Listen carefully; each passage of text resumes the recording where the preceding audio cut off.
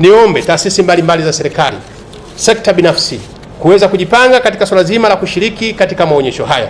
Tukumbuke sasa hivi nchi yetu inaendelea kunadi uwekezaji mkubwa wa miradi ya kimkakati ikiwemo barabara zetu, reli. Tunajua tuna reli ya kisasa na tunataka uwekezaji huu uweze kwenda kwa kasi zaidi na kuweza kuunganisha na nchi zingine za wenzetu, ambazo tutakuwa na fursa kubwa kuunganisha bandari yetu na nchi zisizokuwa na bandari, ambao hiyo ni mlolongo mkubwa sana, ni cheni kubwa ya kibiashara.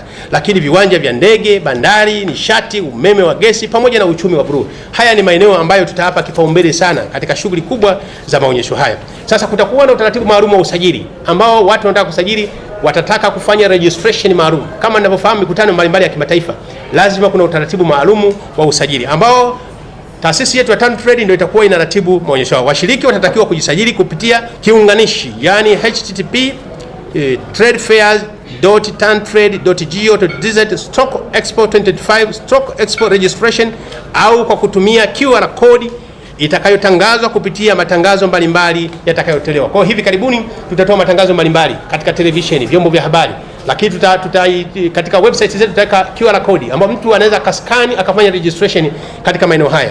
Manake ni kwamba hii hutokuja kwa jafo hapa na mimi nataka nisajili, hapana. Unaingia katika mtandao, sasa ni ulimwengu wa kidigitali. Unaingia katika mtandao, unafanya registration, unakuta credentials zote unataka uziweke pale, nini kinatakiwa. Ukishakamilisha, manake sasa taasisi zetu zitakusaidia katika utaratibu sasa wa kupata visa kuweza kushiriki katika maonyesho haya. Kwa maonyesho haya ni kama maonyesho mengine vile vile ya kimataifa. Kama mikutano mingine ya kitaifa, lazima ufanye registration. Na ukienda kwa utapata kitambulisho maalum cha kukutambulisha kushiriki katika maonyesho haya.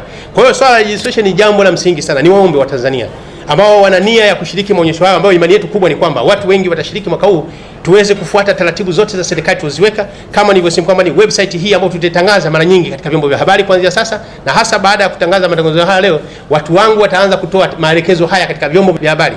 Lengo kubwa watu waone kwamba website hii ni aina gani ya kuweza kusajili, lakini hata hiyo QR code ataipata vipi. Lengo letu ni kwamba tunataka tuone kwamba Watanzania washiriki vizuri. Nishukuru sana, mpaka sasa hivi zaidi ya watu 170 wameshafanya registration. Hii inaonyesha kwamba Watanzania sasa tumeamka, watu wana hamu zaidi katika mambo haya ya kimataifa mbalimbali. Leo hii karibu watu 170, na kila tunavyoendelea hivi sasa hivi kuna watu ukiangalia mfumo, manake una pick up baadhi ya information, manake kila tunavyozungumza hivi tayari watu wengine registration inaendelea. Ni kazi kubwa na tunafarijika sana. Kama nilivyosema ni kwamba imani yetu kubwa ndani ya kipindi hichi tutatarajia kwamba zaidi ya watu 170 washafanya, lakini zaidi ya watu 500 kutoka nchini mwetu wataweza kushiriki kwa mwaka huu, ambao ni faraja kubwa kama nchi ya Tanzania ambayo inajitambua katika kushiriki masuala mbalimbali ya uwekezaji na kiuchumi duniani.